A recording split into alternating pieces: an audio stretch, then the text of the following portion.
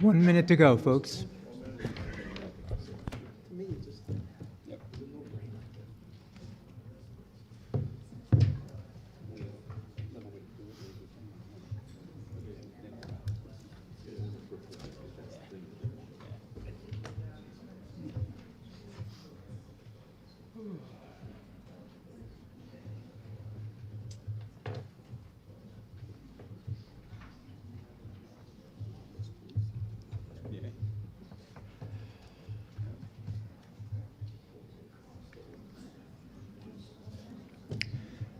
Good evening, everybody. Thank you for coming to the council meeting. This time I'd like to ask everybody to stand and salute the flag. I pledge allegiance to the flag of the United States of America and to the republic for which it stands, one nation, under God, indivisible, with liberty and justice for all.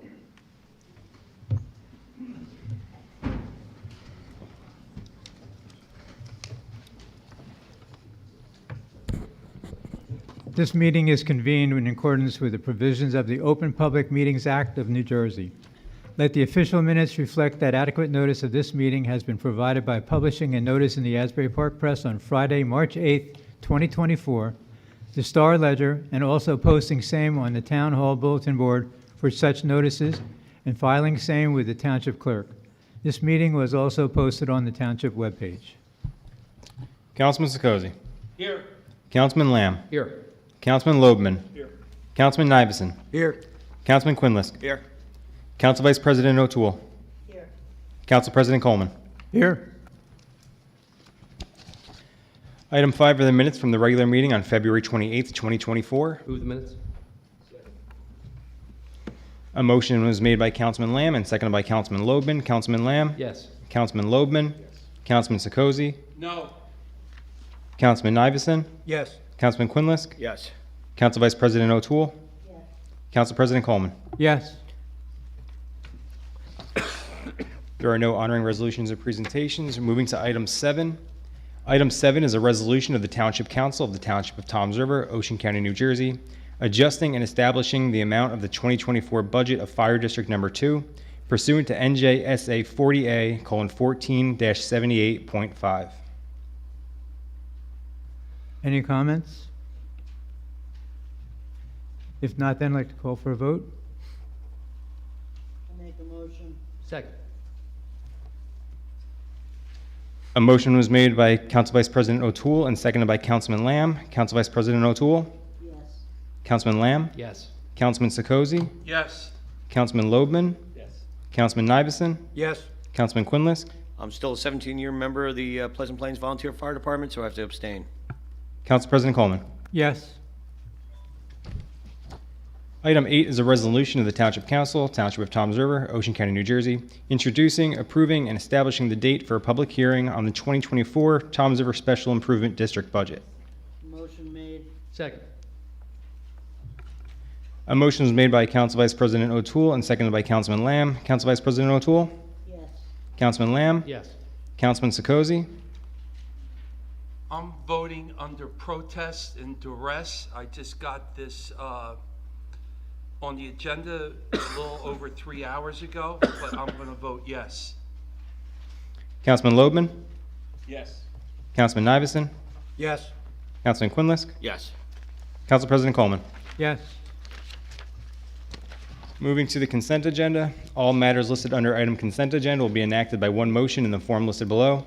There will be no discussion of these items. If discussion is desired on any item, that item will be considered separately. Motion made. Second. A motion is made by Council Vice President O'Toole and seconded by Councilman Nivison. Council President, Yes, sir. may I please do a roll call on C, or no? We haven't gotten there yet. All right. Well, He- a motion seems to be made to Oh, vote on the consent agenda. entirety of the I'm consent sorry. agenda. I apologize. Yes. Let's back up then, okay? Are there any resolutions that you'd like to hold for further discussion? I would like to have a roll call on C. Okay. Thank you. Any other problems with A or B? I would like an opportunity just to speak on B, Okay. Council President. Proceed. I want to thank the council. Well, Well, I'm sorry, yeah, let's vote on can we it take a first. vote to approve the consent agenda except for items B and item C? Okay. So moved. Take a motion? Make a motion to approve. A motion to approve the consent agenda except for items B and C was made by Council President Coleman and seconded by Councilman Loebman. Council President Coleman? Yes. Councilman Loebman? Yes. Councilman Sokozy? Yes. Councilman Lamb? Yes. Councilman Nivison? Yes. Councilman Quinlisk? Yes. Council Vice President O'Toole? Yes. Okay, Dave, you were first, so you're on it for letter C. If you prefer, you could let the mayor go first. Whatever you want. It's up to you. No, you still go Okay. first. All right, I just have a couple questions. Is this a temporary signing of the checks? Is it going to be permanent?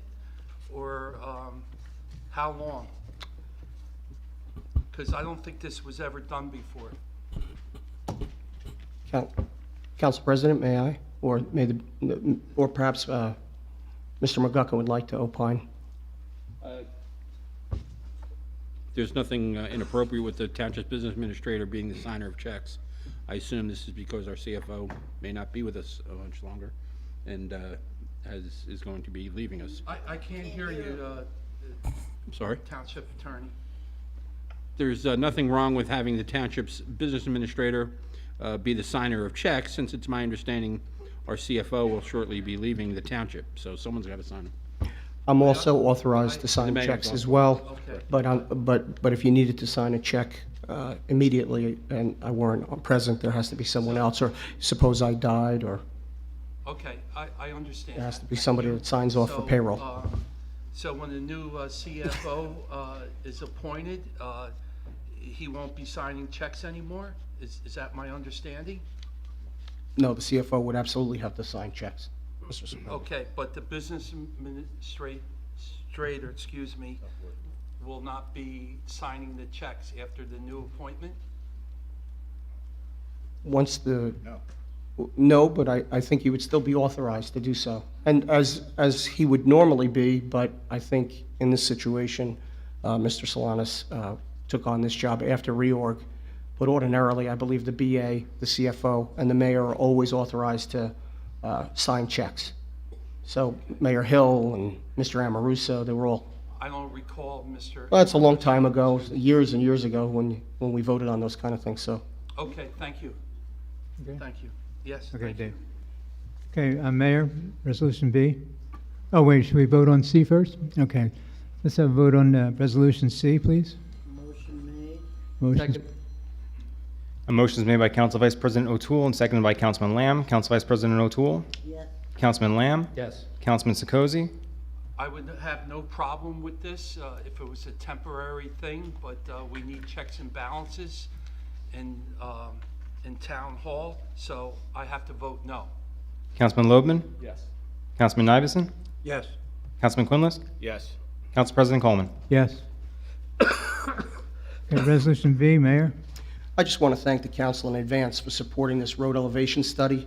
The town has identified over 20 roads that are prone to regular flooding. The prior administration had a 10-year timetable for fixing these roads.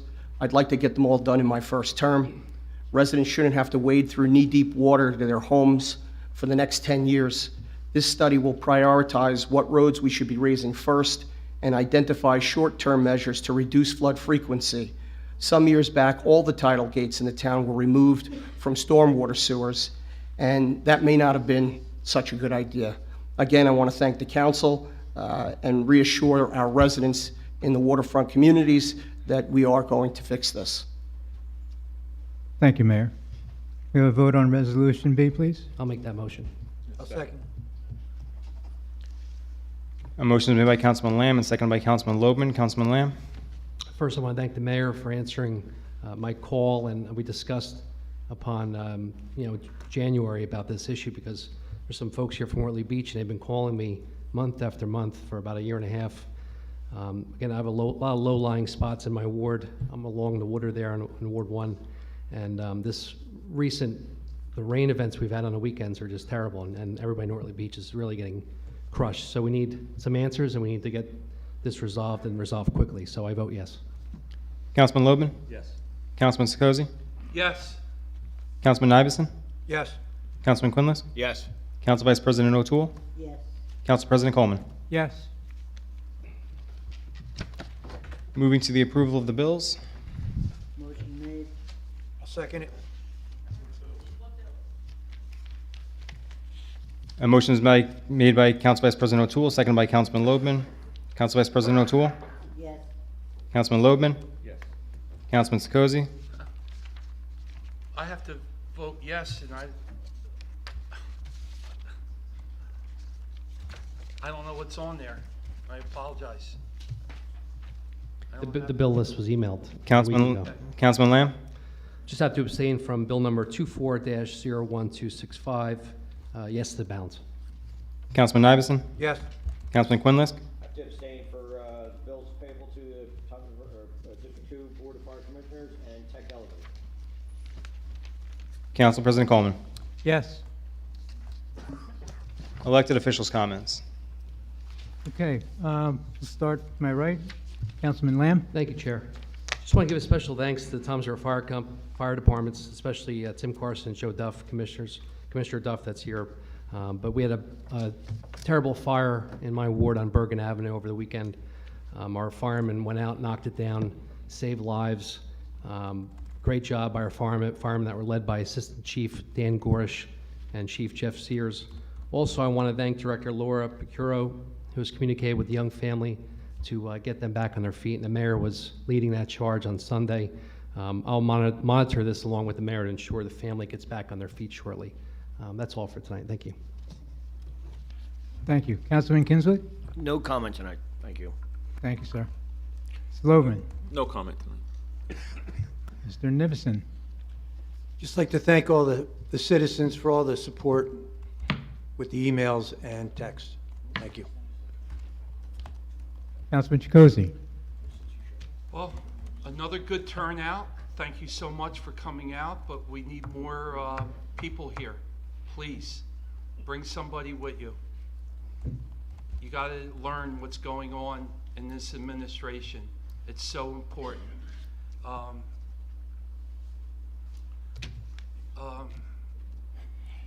in a turmoil, really, being here. We have another resignation in the administration the other day, and it's sad that these people are willing to give up their jobs, their salary, put their families at risk. I wish them the best on moving on and finding other employment, and I want to talk about the bid. Okay, I voted yes on the budget. It's about 2.5 months overdue. And basically the Business Improvement District in downtown Toms River was held hostage by the salaries, the money. It's not the township's money. They get a small percentage of that, but these people do so much for downtown. I bought property here over 30 years ago, and it was totally distressed and abandoned downtown Toms River. The only thing that kept it going was the county seat.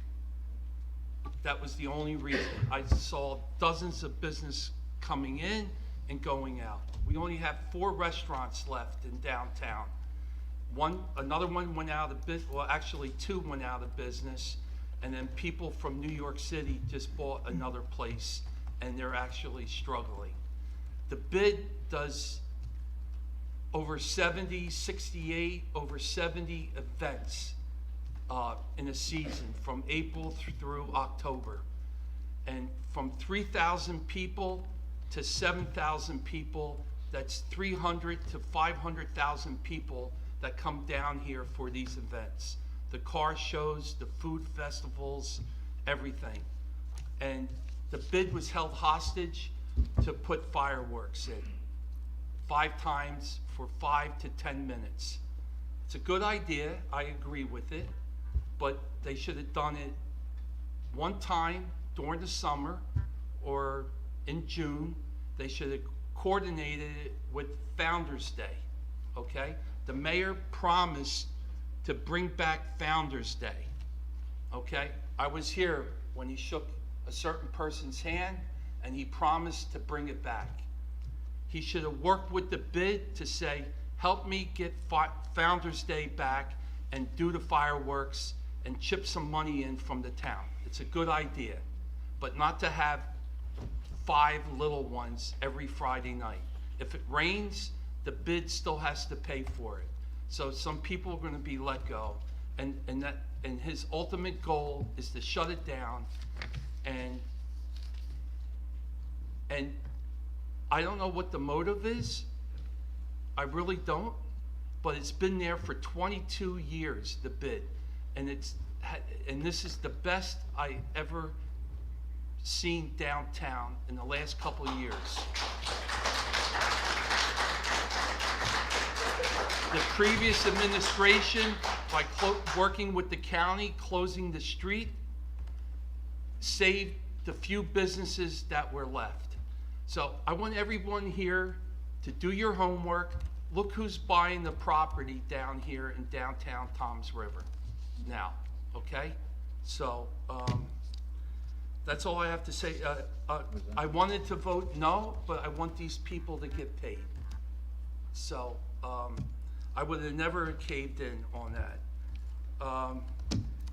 The other thing I wanted to say is, doesn't have to do with our town. I want to thank Congressman Corey Mills from Florida. He single-handedly rescued 10 Americans from Haiti, okay? And just look, I could tell you about Iran, I could tell you about Libya and Tunisia. Look at the administrations that they leave Americans behind, okay? So big kudos to him, but the administration did send in the Marines today or yesterday to our embassy. So that's a good thing. And my son is a Marine, and he's stationed in Cuba now, and I thank God he's safe. Another thing I want to mention is a former mayor, Richard Strada. He died at the end of December, and I really wish Councilman Coleman will authorize a proclamation for him for his service. Okay, I haven't heard a word about that, and he was a good guy. Different party, but he was a good guy. I'm also worried about our grants that are in the process. I'm worried about the administration and the running of this town. It's a $140 million corporation, okay? And then, and that's all I have to say. Thank you for coming, and we need more people here. Thank you.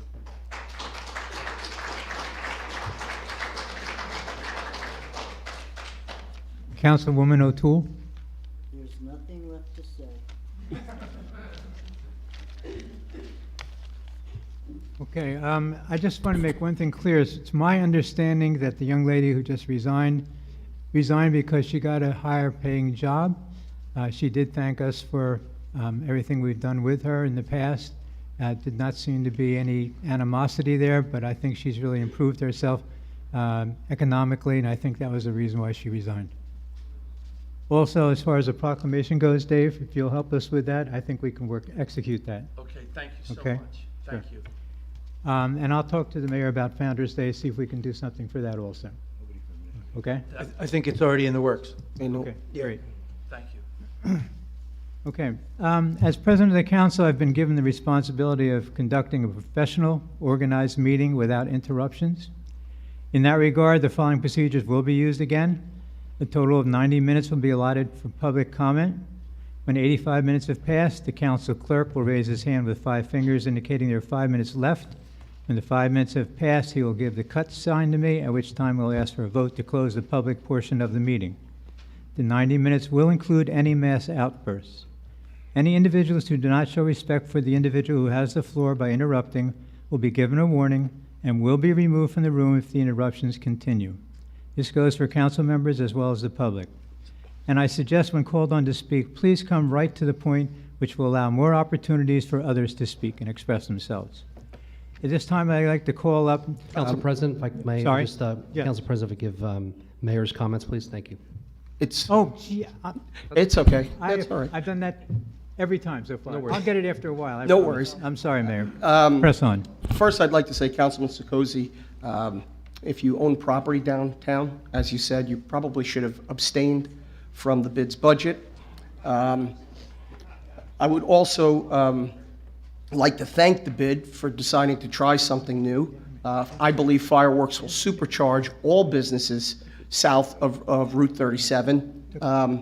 You can't get into a restaurant on July 4th. Fireworks will bring in people from all over the place. They'll come in from the island. Vacationers in the summer will be coming back to the mainland to eat and to watch the fireworks. I also wanted to take a moment to thank the council and tout our record a bit. In our first 60 days in office, the council and this administration have saved taxpayers over $3.8 million.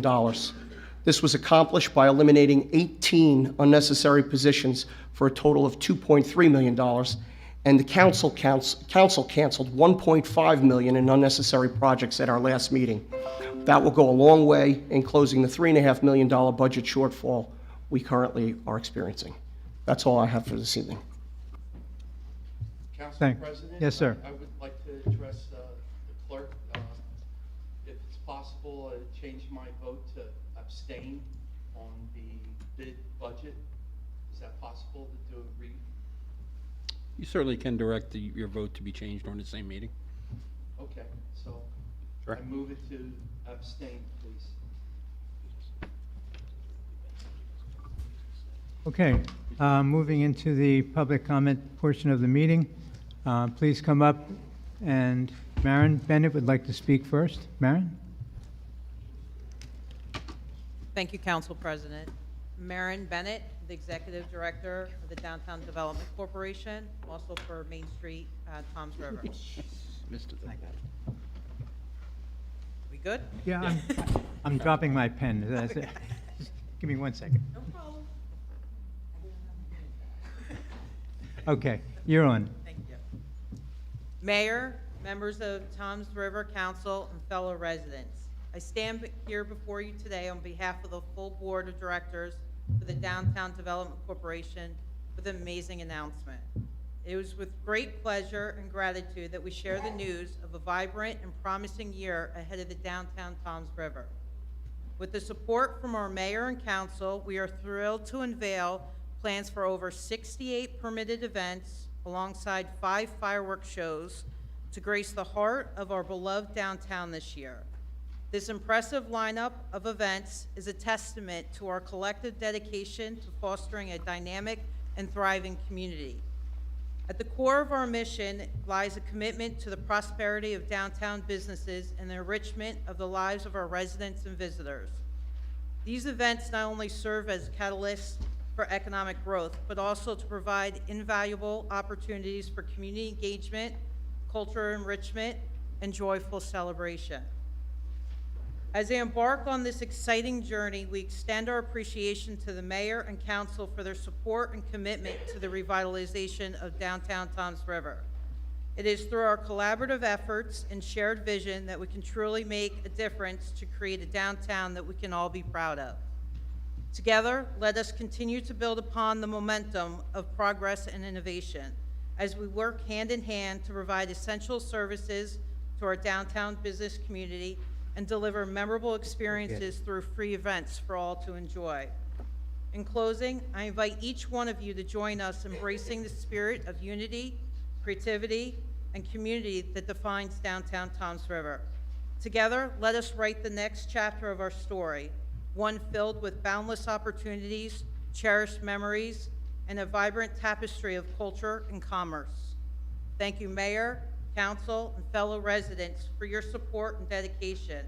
Here's to a year filled with endless possibilities and shared triumphs for downtown Toms River. Let us continue the journey together. Thank you. Can I make a comment? President, can I make a comment? I would like to extend my appreciation for the bid and the fact that you did negotiate this in fair terms, and I didn't look at it as a hostage situation, but I believe that there's a very prominent position downtown that your organization takes care of, and I'm very thankful that it worked out as a negotiation rather than dragging it out for a long time. So thank you very much. I appreciate it. Thank Thank you, Mayor. Thank you very, very much.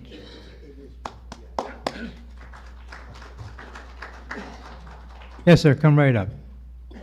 And folks, if you can, when you talk, try to talk directly into the microphone. I've had several people from the back in the past meeting say that they weren't able to hear.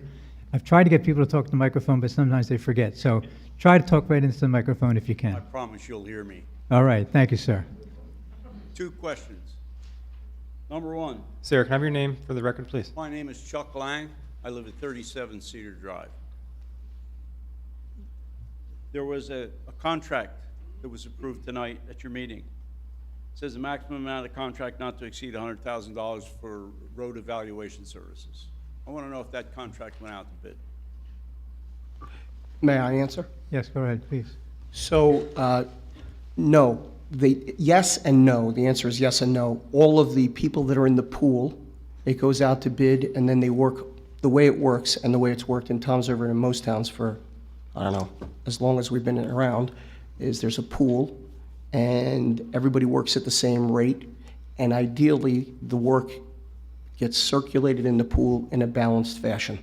So you pick from the pool who you think would do the best job, and people work from the pool. But to get into the pool, you have to fit certain criteria. Am I saying that correct, Yeah, Mr. McGuckin?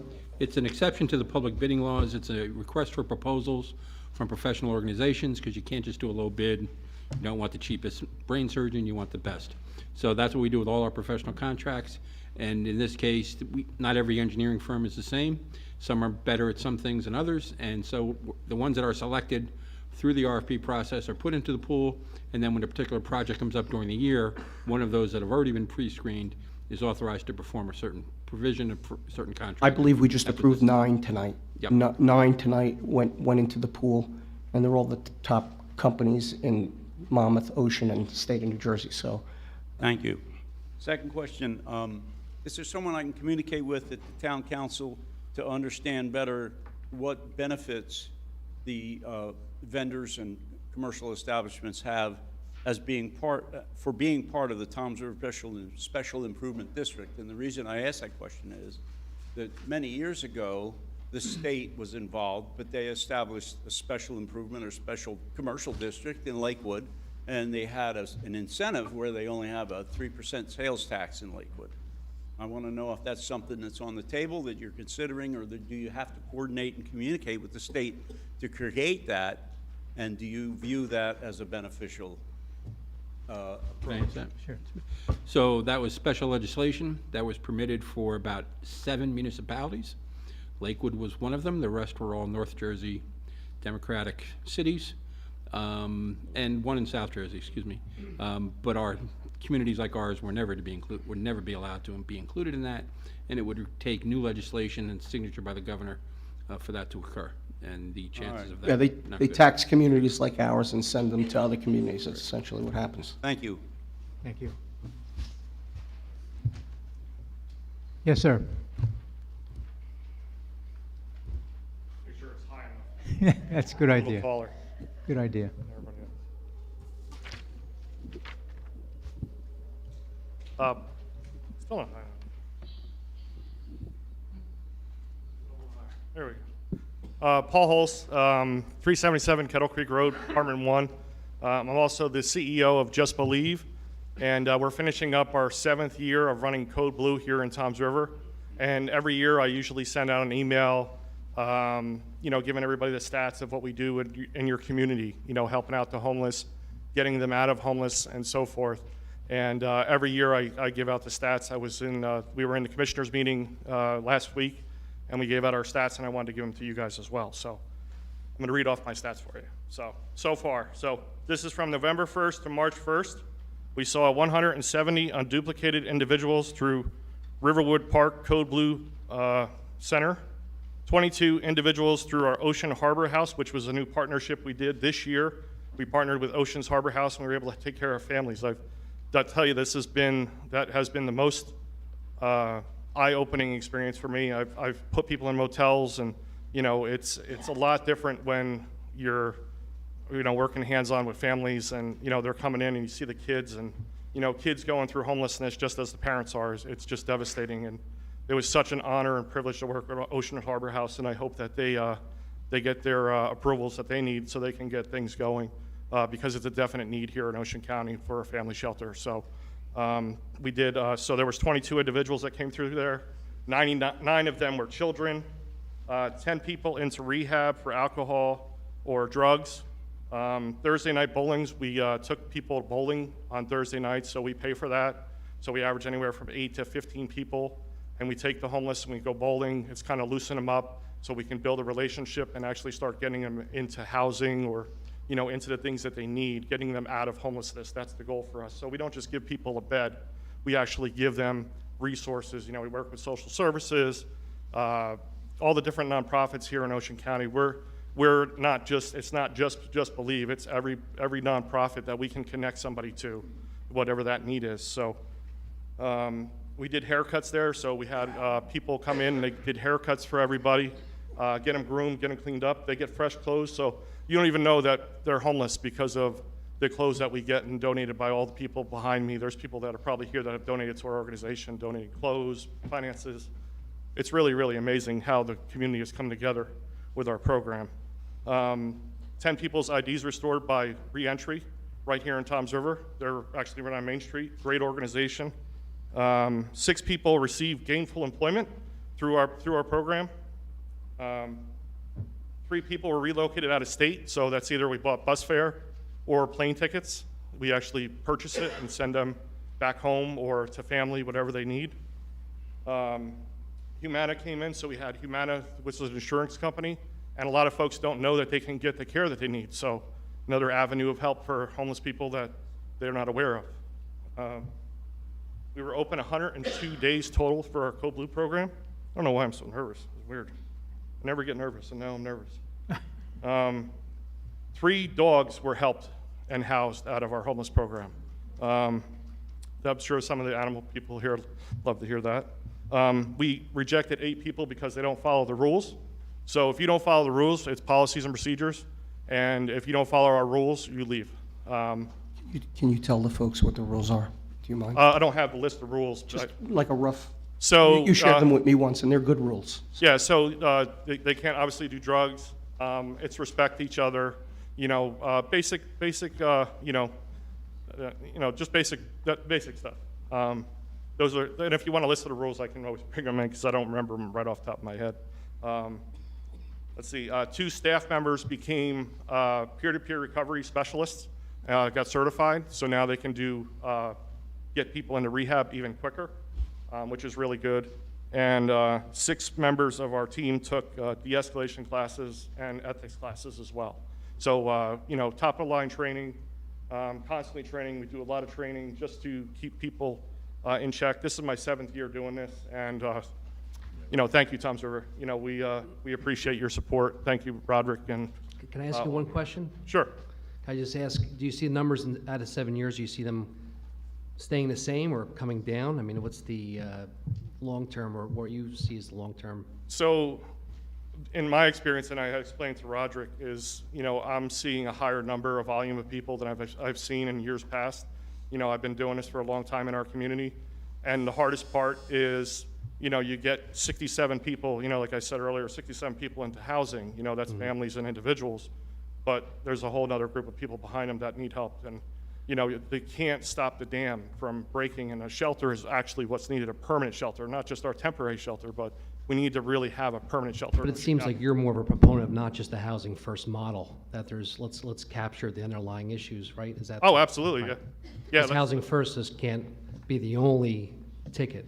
Absolutely, you gotta look at all variables. I mean, yeah, we can do, they put $2.5 billion into the system, but, that's only 12 months of housing, and then what? We're right back where we started because those 12 months of housing is gonna end, And if you don't build in, you give a man a fish, he eats for a week, but if you teach him how to fish, he eats forever, And that's really what we try to do is, we walk with them, and sometimes it takes a long time, relationship-wise, Like, I've had guys that we started working with a year ago, and it took a year or almost 2 years to get them to actually come into the Code Blue Center, and it's just that process because of trust. Trust building. Trust, brokenness, relationships, there's so many different things than people just say, oh, it's drug-related. It's not always drugs. That's part of the symptom, but it's not the cause of the homelessness, And I think people need to really understand that a shelter is not a dangerous thing, it's a good thing, and we've proven that over the last 7 years. So, Paul, can I ask you one question? I worked with the vocational school and adult ed, and you're probably aware that there's what they call Pell Grants. okay. And I don't know if any of your people might qualify for that, but I would suggest somebody should go to the adult education department and take a look into that, because I supervised adults that had Pell Grants that paid for their whole program in training, electricians, plumbers, you name it. So that might be something to look into as far as getting people trained and getting jobs. Yeah, that's great. So we work with Fulfill, and we got a guy in culinary school right now, which he's doing right now, but unfortunately our Code Blue Center's closed, so, he's staying in other means, and then we Uber him to his class in the morning, then Uber him back to, unfortunately, the woods or wherever he is at that time. And that's the sad part. Here we are, we have somebody that is actually working towards that part, but we don't have we can't stay open because we're geared at 35 degrees. So, that's what we got to deal with. And, we're right at the end, and March 31st is right around the corner. So, Okay. you know. Thank you for all of your efforts, really. It's commendable.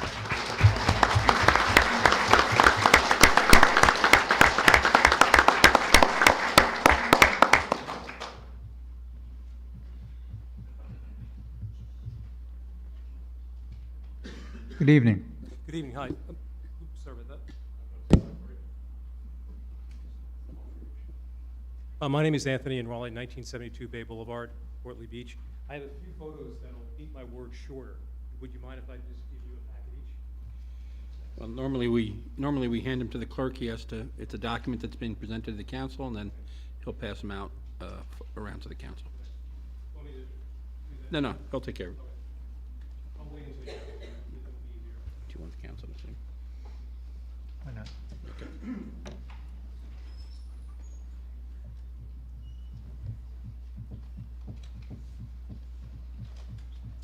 Would it be possible to you talk while we're looking? Would that be possible? If you wouldn't mind, it would be so much easier if I could speak to pictures. The background is that there's new structures across from our neighborhood, which is the corner of 3rd Avenue and Bay Boulevard, North Lee Beach.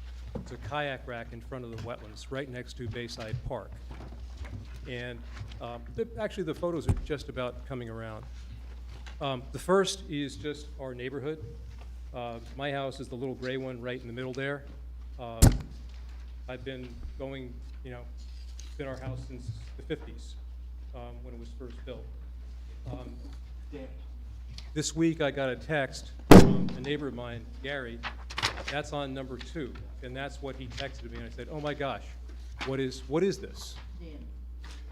This is a photograph from a house about 2 or 3 doors up 3rd Avenue, and that's the structure that's being constructed right now. Just, if you'd like me to save you some time, we're moving them to they're going to be moved. So we originally spoke to OBVTA, identified the spot. We sent them pictures on January 11th, I believe it was, and showed them the location, showed them pictures of what we wanted to build.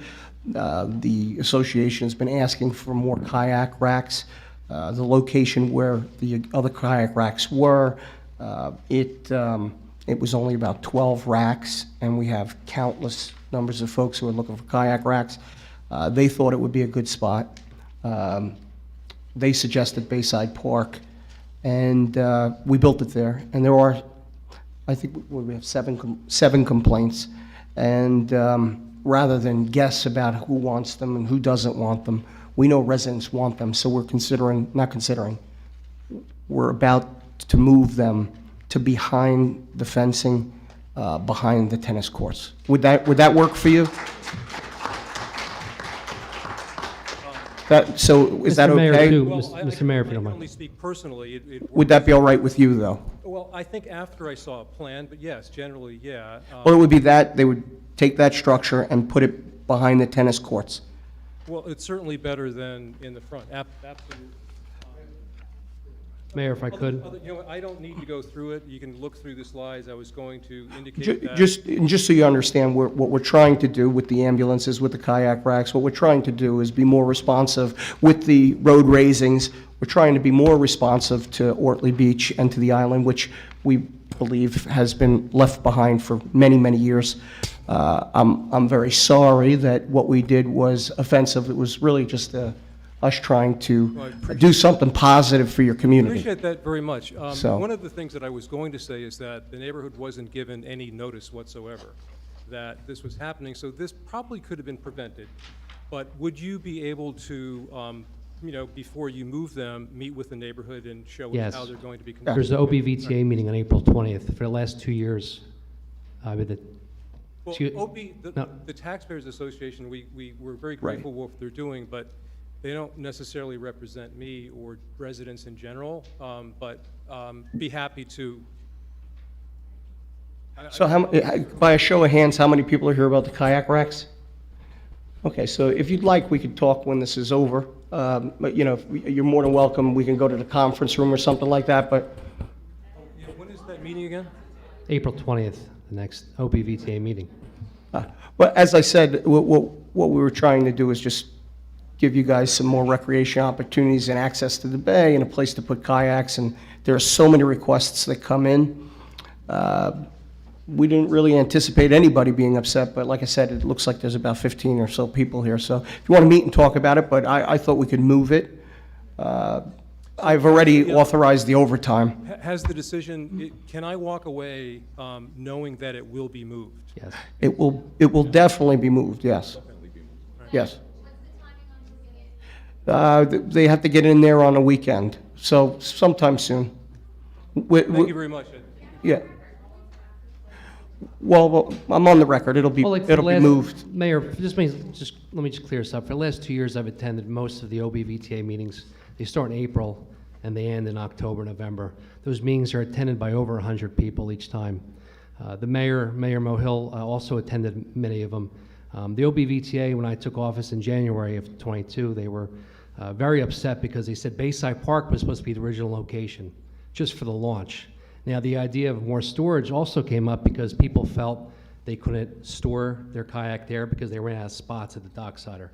So the mayor, again, trying to answer the residents for the past 2 years, decided let's try to do something there. And the launch is a good spot, but the actual storage, the mayor listened to those few complaints that came in. Now, we got many people who just want to have a kayak rack, but the mayor answered the call of those 7 or so that reached out to myself and to the mayor, and we're going to have them properly relocated. So everybody should be aware of that, and stay after the meeting, talk to myself or to the mayor, and we'll let you know all about it.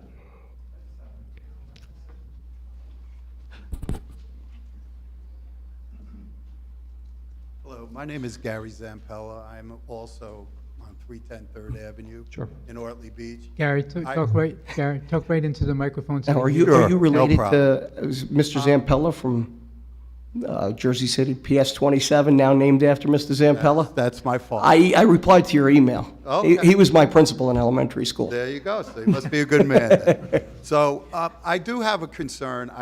Listen, I appreciate the racks coming in there. We have fellow kayakers that are also here. A few of the concerns we do have, and I agree, it is great that you're moving them, but putting them behind the tennis courts is a great idea, but I do have some concerns of that over too, because one, it's the placement. You're going to have to move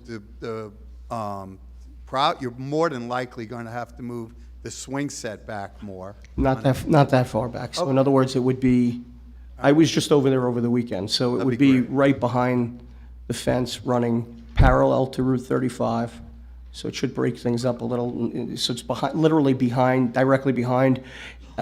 Truth be told, the swing sets, from what I learned, are not actually on township property. They're actually on state-owned land, and they were put there. So we're not even supposed to have swing sets there, so we can't put the kayak racks that far back.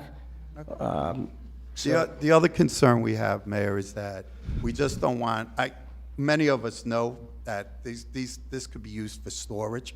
A lot of people don't want the kayaks in their garages, on the side of their houses. No, it'd be cleared up, just like they are now. They have to be gone by, what is it?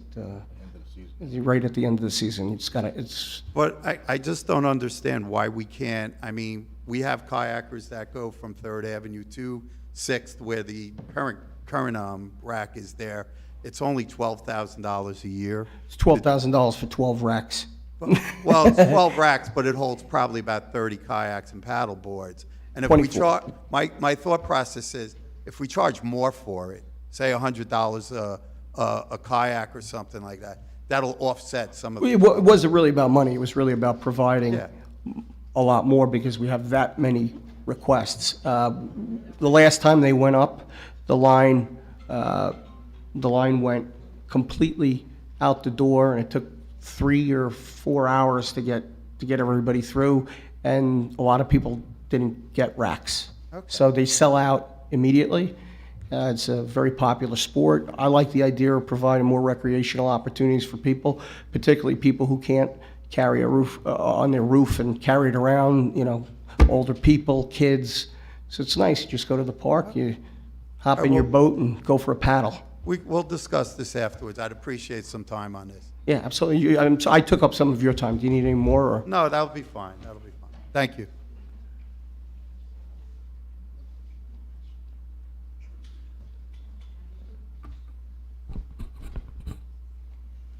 You're next, okay, sir? Thank you.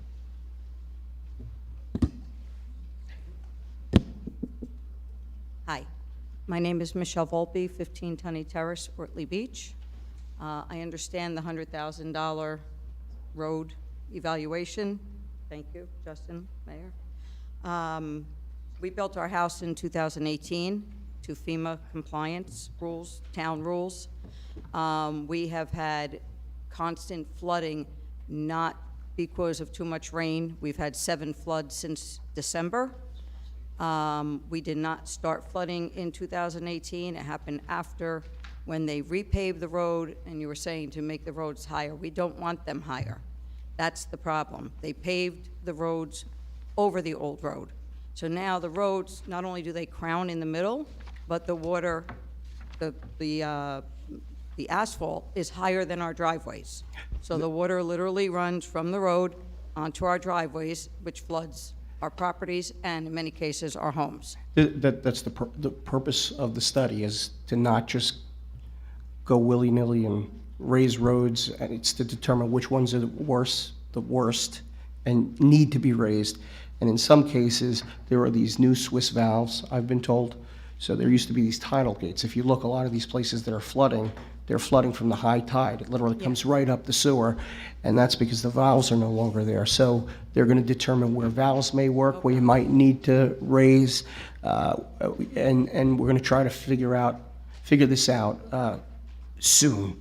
Yes. So they're already working. 7 floods since December. And your street is Tunney Terrace. Tunney Terrace. So in many cases, and in my pictures, you will see where Eisenhower and Tunney meet. The water just goes from one street to the other. We're just one continuous lagoon. The lagoons are not dredged, as far as I know. There are countless pieces of furniture, coolers, things that have been washed into the lagoons. We have the sewer drain that goes out to the lagoon, and there is no check valve to stop it from the water. And even with high tide, the water comes back up the sewer. There probably used to be one, but what I heard is they were removed because they would get, dirty and clogged up, but I don't think that was a very good idea. And now what I've learned is that these new valves, they can be up the road, so they're not actually out there in the tide getting weeds and stuff on them, and they're up the road somewhere, and they get installed, and then they have like manhole covers or person hole covers on both sides, so that they can be cleaned out and taken care of. So we're going to find out where they'll work, where you have to raise. That's the purpose of the study, is to and it's not something that's going to take a very long time. It's something that they're supposed to do within a couple months and come up with some real solutions. Well, hopefully they'll meet with the homeowners as well, so we can all have our say, because some of the streets maybe have a different problem, but I know Eisenhower and Tunney Terrace and Tunney Avenue all have the same problem. You got that? So, We're gonna fix it all. thank you for that. Thank you.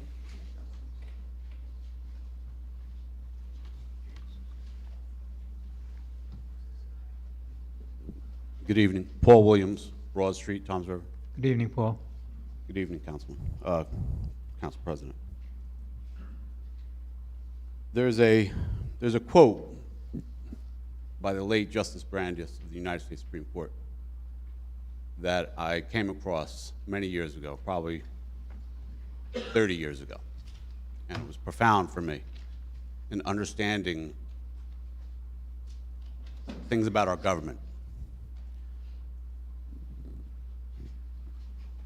And this was at a time when I was incarcerated, and I was working in the law library. And although it wasn't by design, me being in the law library was critical and pivotal in me making whatever changes I was going to make in my life. And considering things that have been done at this council for a couple of years, and that at council meetings preceding the current one, I've occasionally made reference to the quote. And for the benefit of this council, the current makeup of it, I want to read part of it. The quote is, "Decency, security, and liberty alike demand that government officials shall be subjected to the same rules of conduct that are commands to the citizens. In a government of laws, existence of the government will be imperiled if it fails to observe the law scrupulously. Our government is the potent, the omnipresent teacher. For good or for ill, it teaches the whole people by its example. Crime is contagious. If the government becomes a lawbreaker, it breeds contempt for the law and invites every man to become a law unto himself. It invites anarchy. For those of you who have only been sworn in recently, you have seen chaos in this room. You've seen anarchy in this room. Some of that, some of you have blamed on me. But let me try to help you with the perspective on that. Anything that I have done in this room since you have been sworn in has been directly attributable to outbursts by our mayor and several council members who were out of order and that were never called into the order by the council president. What that does is it signals to me, and it signals to the people who are watching, that if they can do it, and it's right, then we can do it. I submit to you that it's not right. I practically have blood in my mouth from biting my tongue just tonight at the interruptions, although this evening they weren't as visceral as we're accustomed to. If you are not called upon by the council president, you don't get to talk. You don't get to interrupt, even if it's with best intentions. That is not how public meetings are supposed to be ran. And coming from the background that I have, as some of you know well, or may have been told, which may or may not be accurate, but I submit to you is probably even worse than what you've been told. I'm a formerly incarcerated person with at a time was very violent crimes. By the time I was 21, I had 3 armed robberies. I was legitimately a menace in this community, and I've owned that. And I have grown from that.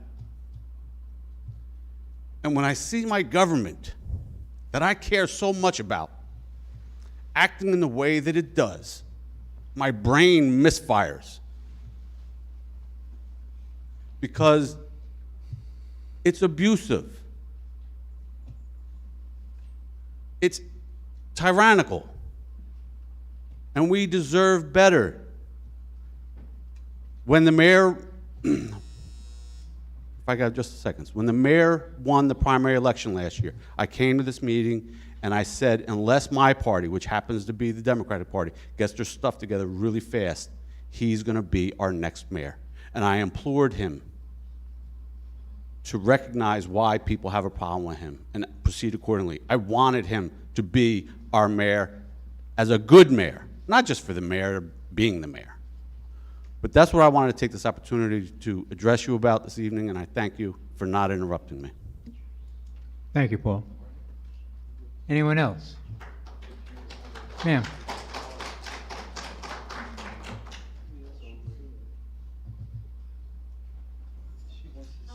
Council, Mayor Roderick. I'm Lisa Colicchio. Come a little closer. Yeah, that'd be great. Is this better now? Much better. I'm Lisa Colicchio. I live at 19 2nd Avenue in Ortley Beach, New Jersey. Thank you, Mayor Roderick, for taking my call 2 weeks ago about the kayak rack. I have a follow-up question over some emails that we exchanged about instituting the Barrier Island curfew that is in effect from Memorial Day to Labor Day that limits the presence of underage out after 10 a.m. between the hours of 10 p.m. and 5 a.m.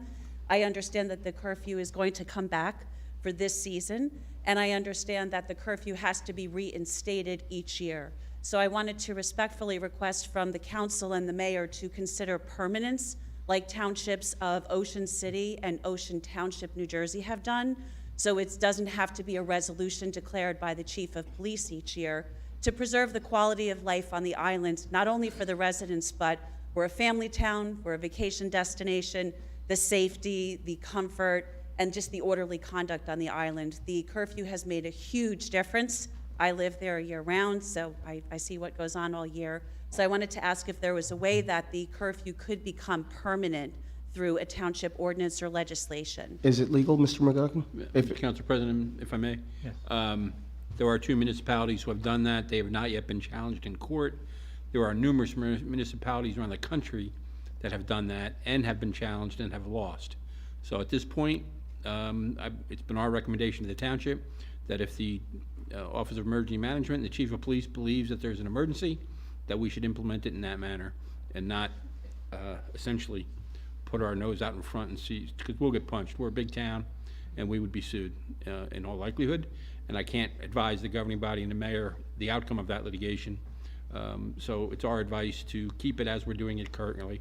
And if those cases are decided and there's a more clarity on ability of a municipality to do that, I'm sure the mayor and council would want to do that.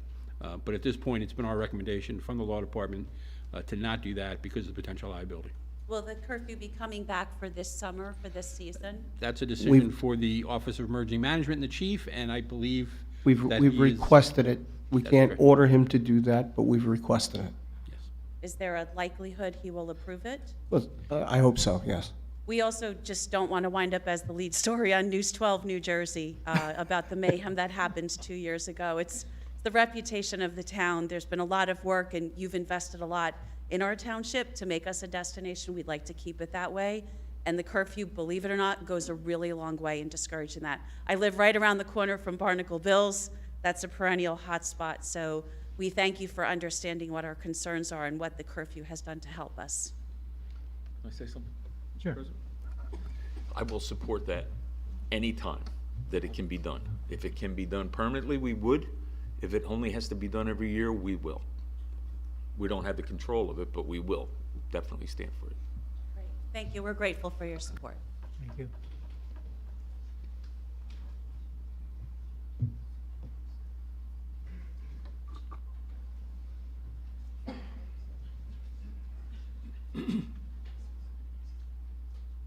Robert Tormolen, 109 Messenger Street, Toms River. My first comment is the next meeting If you could have more papers up here with the bills to be paid. People came in, myself being one, and there were no papers, so nobody could look where the money was going. My second thing here is, I resent this comment that was made Friday, March 1st. It was sent in an email, and it was in regards to the animal shelter and the other issues, being the police petitions going on. And the comment was from the mayor. And this is a quote from the letter. There's a primary election coming up for my council seat. There's a very small group of highly skilled paid political agitators that are putting out lies to make a political issue out of this. Don't buy into this BS. First, I would like to thank the mayor for considering over 4,000 people that signed the police petition a small group. That's over 30% of the people that voted. And I don't want to hear that 70% of the voters voted for the mayor, because they didn't. 70% of the people that voted for the mayor. I'd like to thank you also for considering this group to be highly skilled. And again, I never received a paycheck.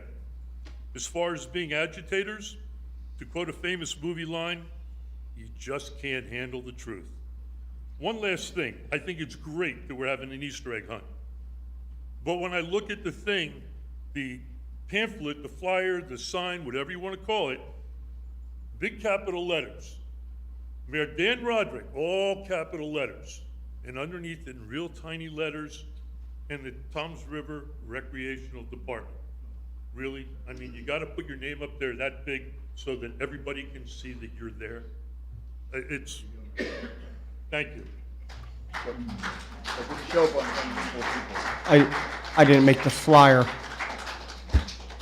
Not that it matters, but I didn't make the flyer. Anyone else? Yes, sir.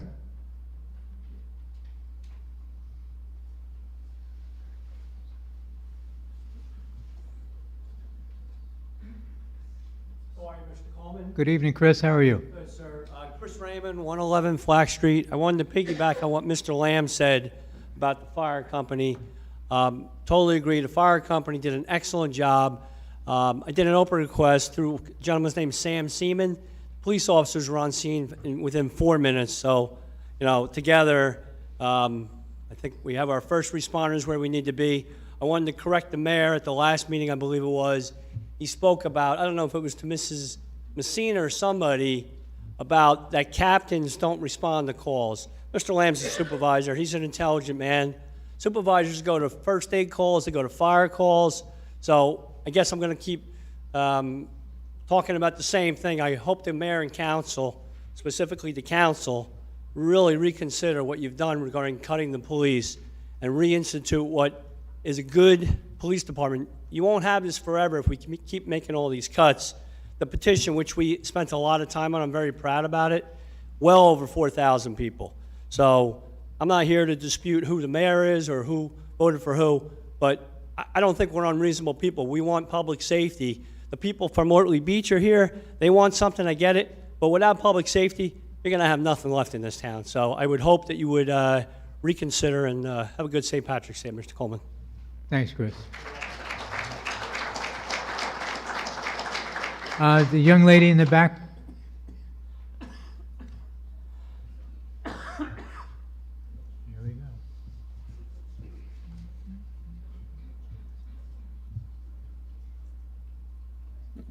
Dana Tormola, Messenger Street.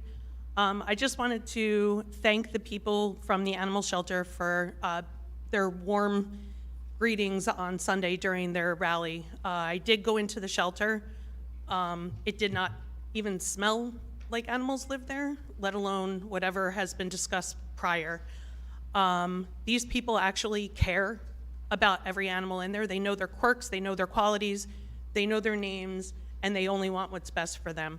The total disregard from the mayor, I say that reluctantly, and anybody else on his side, I don't know where they went, I don't know who they visited, I don't know where they were, but there was not a piece of feces. And let me remind anybody in here that anyone who has a pet, animals have accidents in your home. So if there was feces in a kennel, That's unfortunate, but it does happen. It happened in my home this morning with my own dog. So that being said, the shelter, the people who work there, they deserve every bit of support from this town, the same support that the police department got. And the $1 million is the big question. We want to know where the $1 million is. We want to know who's in charge of that. We want to know where it came from. We want to know where it's going, because I know where it's supposed to go. It's supposed to go only to the animals, not to the facilities, not to the salaries, not to anything else, to the animals. It does not get handed over to the county. So again, I'm asking on behalf of the people that I spoke with, who were very respectable people, whisper, whisper, I want to know where the $1 million is. It's not funny. You're a disgusting human being. It's not funny.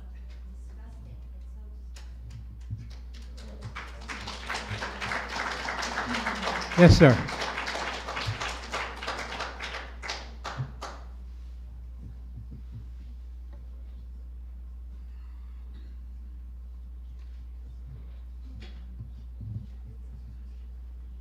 Dennis Galanti, Tom's River. Up What- until... what street, sir? I'm sorry? What's your 1149 address? Cherokee Court, Tom's River. Thank you very much.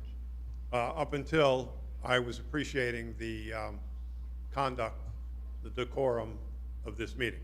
I thought it was, compared to the several last meetings, thank you. Your agenda wasn't posted as of 3 p.m. this afternoon. Now, I couldn't find it. If anybody's interested, the fire budget, the bid, or any of these resolutions, they wouldn't show up. They have no ability to know what's going on in this town to be able to come forward. That needs to be corrected, okay? Thank you, Councilman Sikosi, for coming to the rally to help support and save the animal shelter. You're welcome. Yeah, I appreciate that. I guess you didn't see me, Dennis? I was there. No, I did not. Sorry, Tom. Yeah, I was touring the facility. Okay. I was out front just watching what was going on. And one last thing is, as of the last meeting, I asked for the temporary budget, a copy of it. And I was told that I was going to get one, and I never got it. Now, following that, I put a request into the township clerk, and I wanted to be directed to where to go find it. And I wasn't directed there. Instead, I was directed to your consent agenda CC and DD of the last meeting, and from there I was directed to go look at that, and I was given a Schedule A. That's not a temporary budget as far as I know. And I also said that I know by statute, I'm pretty sure by statute, that the budget needs to be posted online. It's not there. I was directed to the fact that the clerk would talk to the financial department and have it posted. I didn't get it. I didn't see it. So where is it?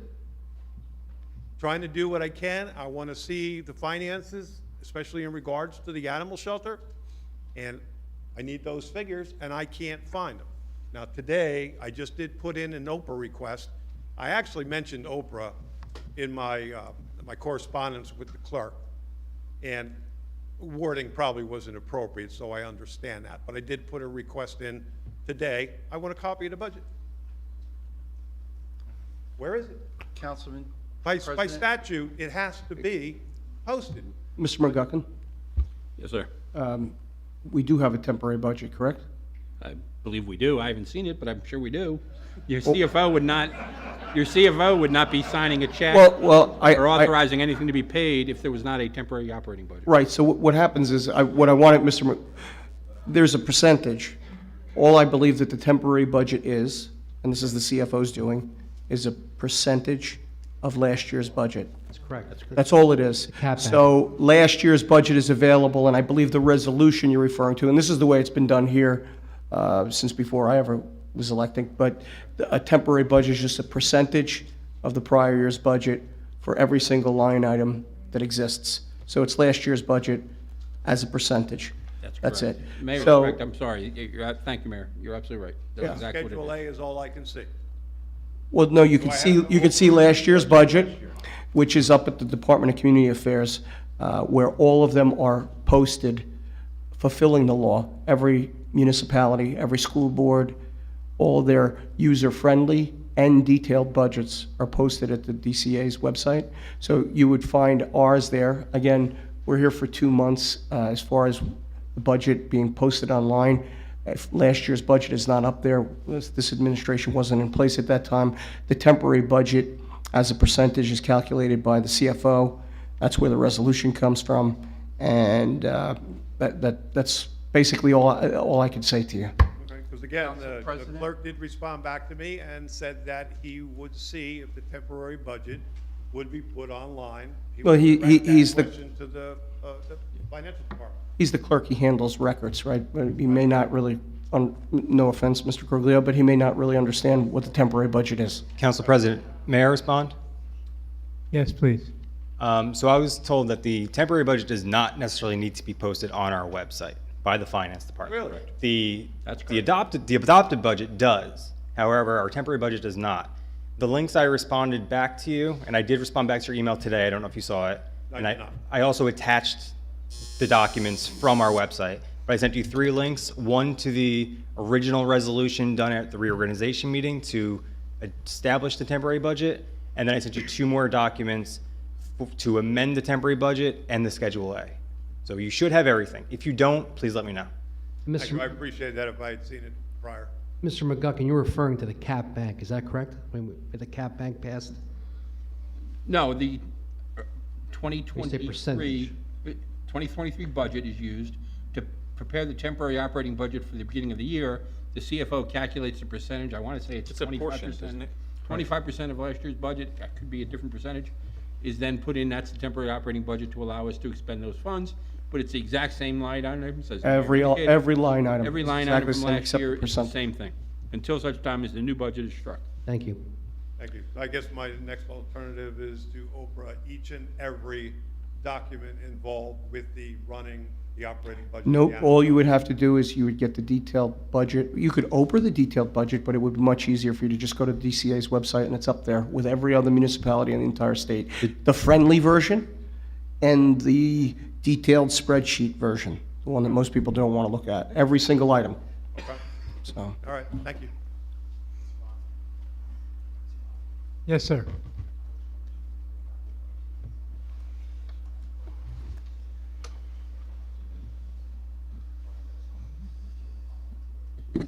Hello, Council. My name is Michael Cohen. I live on Stark Road. Michael Cohen, Stark Road. I also work at the animal shelter. Thank you to the 2 of you for coming out to the shelter on Sunday. We appreciate it. Now, the shelter is under continued attack by the mayor. Just recently, a couple days ago, Shore News Network was regurgitating his attacks on the shelter. So there's something that I wanted to clear up. The mayor is very quick to assign credit to himself and to Drew Chabot for the animal shelter's successes. He had said that there were 50 animals adopted this year so far, except the actual number is 43, unfortunately. Anybody can come and check that or submit an Oprah request for that.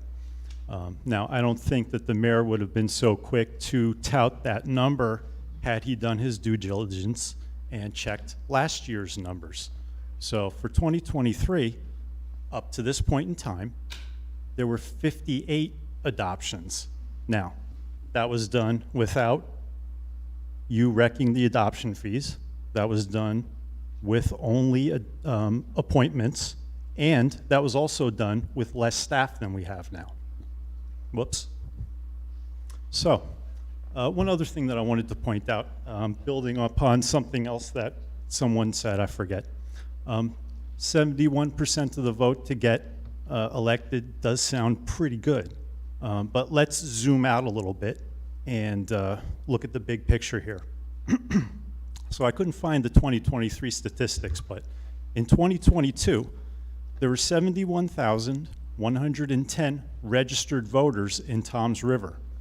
The mayor won his election with just 13,701 votes. That's 19% of all registered voters. That's a failing grade in any school. So, put another way, 81% of registered voters did not vote for you. So that might indicate that you're not quite as popular as you might think you are. Thank you.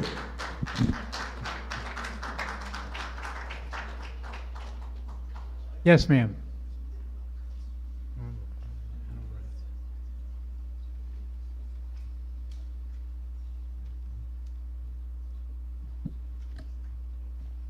Julie Adamex, 69 Cedar Grove Road in Toms River.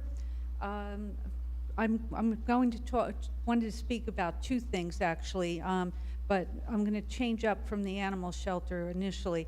I wanted to ask the council and the mayor to address the problem that we have in Toms River as far as how dirty the town is. This doesn't have anything to do with public works. It's not a public works issue.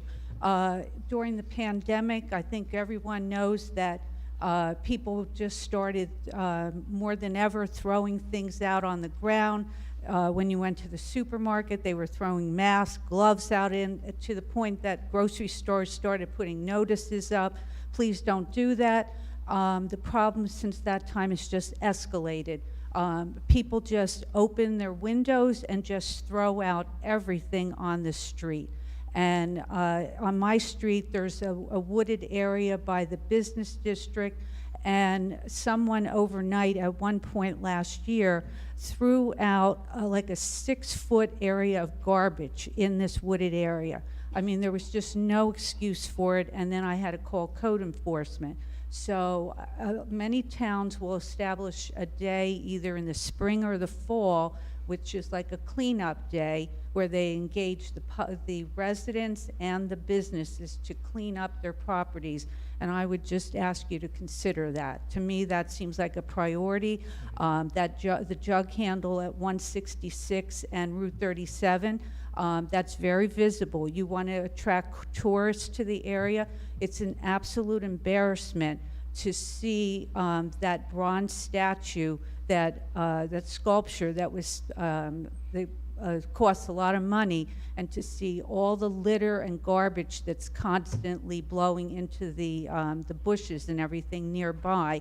And nobody's going to come to the downtown area if you continue to let that area of town look like a garbage dump. I mean, it should just be on a regular basis. It should be all that garbage and litter needs to be cleaned up and across the town. I mean, most people want to go to a place that's clean. They don't want to go and see all kinds of garbage around. So I would hope that you can figure out a way to address that issue. Then the other thing, I just wanted to talk about the animal shelter again.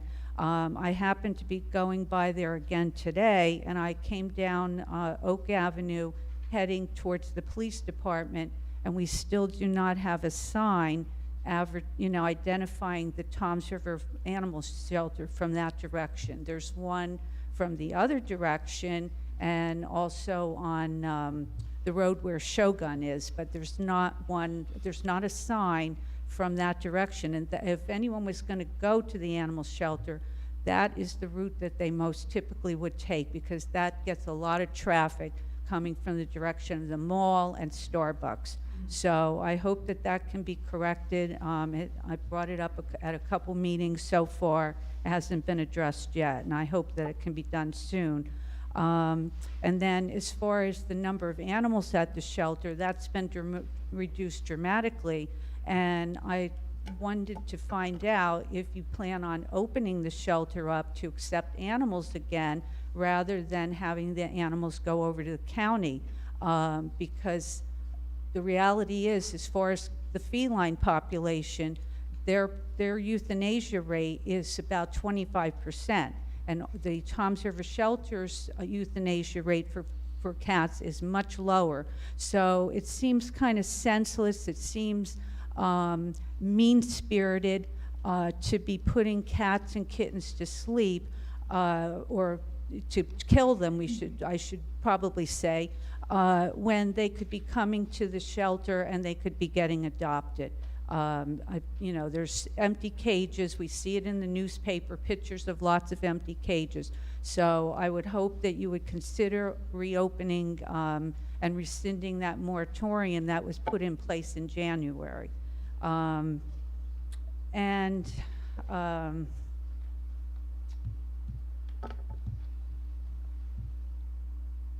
guess the only other thing is if the plan was to my time's up. Okay, I'll let someone else take over. Okay. Ma'am, I'll give you one more minute if you can wrap it up. Can you do that? Okay. The only other thing that I wanted to say is about if you wanted to privatize this animal control, one of the things that you need to think about is the response time. If there was an incident in Walmart where there was a dog running at large, a big dog, a vicious dog, or Walmart or anywhere else, how long is it actually going to take for a company that may not even be stationed in Toms River to respond? Or is the police are they going to have to take over these responsibilities in that instance? Or is the police then going to have to shoot the dog and kill the dog, where if we had animal control like we have now, we have excellent animal control officers in this town, they can respond in a timely manner. So I think that's something you have to think about. Also, if an animal gets injured, the same thing. Are they going to lay on the street and, not get tended to? I think those issues are being discussed at this time, so if you can just bear with us and let us continue to talk about that. Thank you.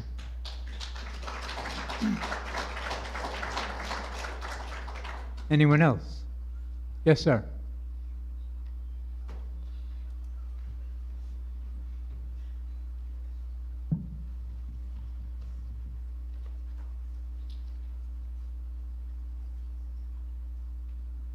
Good evening, Council and Mayor. My name is Robert Gray. I'm at 316 3rd Avenue in Ortley Beach. First off, I'd like to thank the Council and the Mayor for having us speak tonight. And I'll keep this short since we've already kind of resolved this. I'm at the 316 3rd Avenue is actually the corner of 3rd and Bay. I'm directly across from the tennis courts.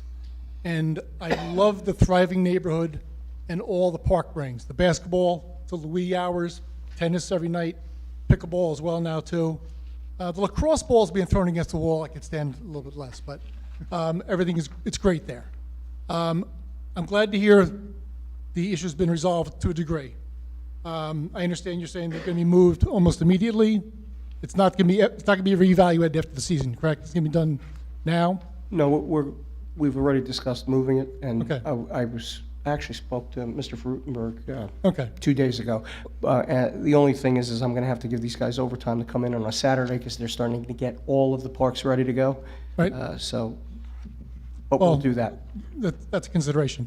Well, I'm glad they are being done, but I still would think that consideration still should be given back to utilizing the 6th Avenue launch spot. Currently, just so you know, right now there's 30 racks there. There's 5 racks of 6 per, so that's 30. The 96 that you're putting in now, which is 48 bays times 2 is the 96, I believe it is. You can carry the numbers to pay the $12,000, which is a mere pittance in the budget of this town. If you raise the fee, like Mr. Zampella said, you really can cover the cost. I just want you to consider that still being an option before you just move them back before the tennis courts. Because there are other issues there, safety. There's a lot of people there. It's a very, very busy spot. Well, safety was more of an issue for us, and accessibility with the kayak racks being over there by 6th Avenue at Dockside. You have to take your kayak and walk down a very narrow plank and carry it down that plank. There are a lot of folks that are older and children that can't do that, and there aren't a lot of kayak racks available there. So It was 30. Yeah, I don't. But yes, it's 30. And the one, I can show you a picture. It's 30 if you want to share with, right? So No, there were I'm not going to get into an argument on that. Well, I can comment on it if you want. I can comment for you, if you want to hear my side. Sure. For the last 2 years, I've attended every OBVTA meeting. I'll be joining and these you this meetings, and these meetings are about 3 hours long. And I can tell you that the last 2 summers, most of the comments, I'd say about an hour of comments, were related to the kayak issues. Okay. No parking, not enough kayak spaces, a terrible job for the township to rent those spaces. And they always wanted this area to be the Bayside Park for ease of access, to be able to get right to the water. Okay. So that's what the answer here was. But again, we got to walk and strike a balance with people, again, that live right across the street. And I think that the mayor and myself are gonna achieve that very shortly. Okay. I'll leave the rest of the comments later. Thank you. Thank you very much. Anyone else? Sir?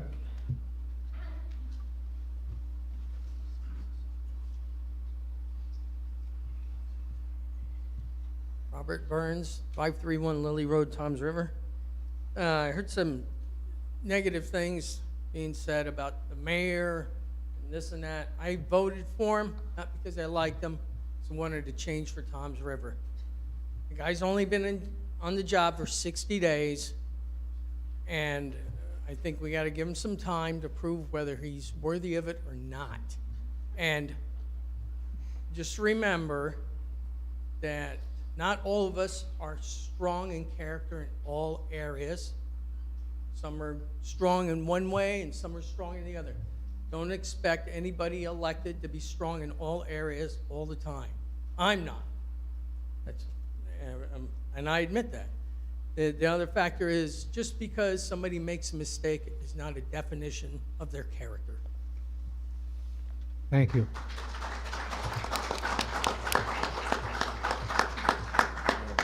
You look familiar. Carlos. Yes, sir.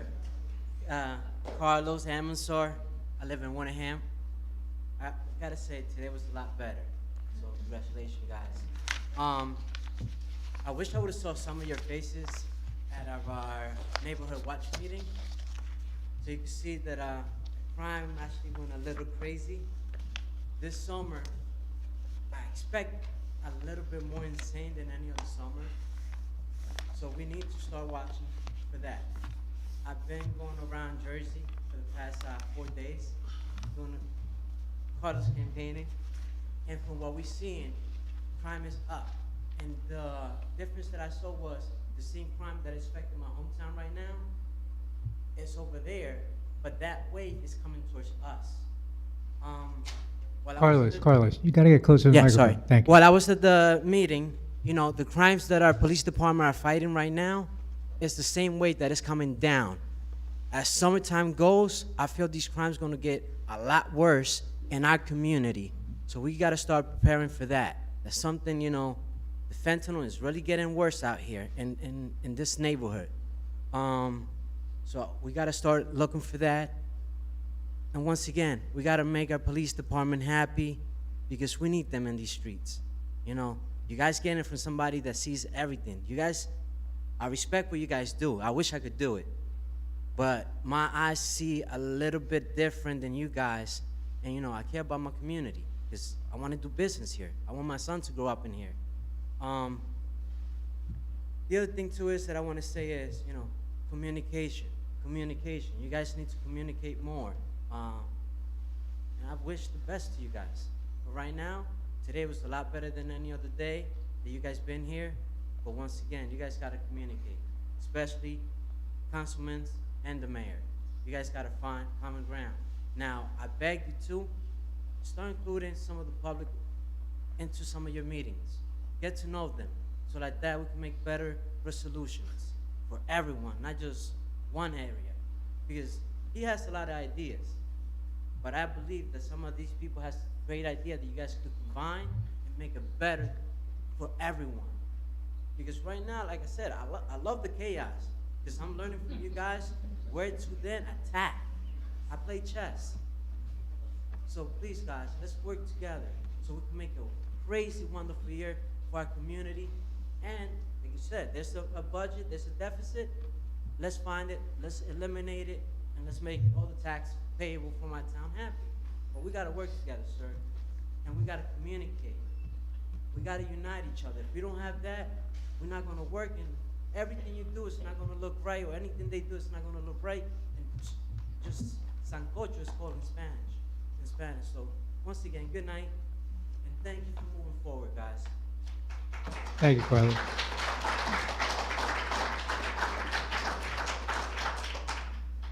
Well, I don't see any other hands. I want to personally commend the audience for adhering to what I asked you to do at the beginning of the meeting. This was my best meeting. I hope we can continue this in the future. It was very professional. I'm sure that the papers must make some kind of statement that this meeting was certainly not chaotic and not a circus like they did in the past. So I want to thank you all very much for doing a great job. Thank you.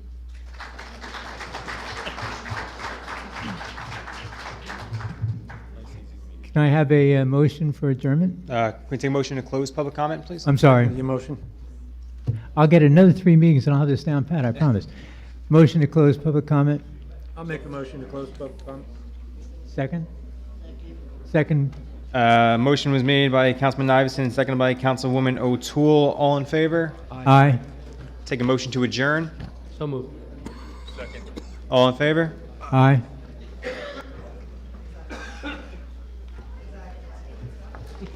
You better go see a doctor.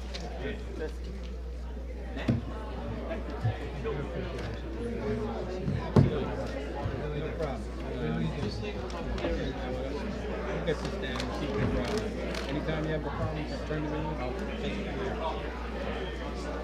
Yeah, absolutely.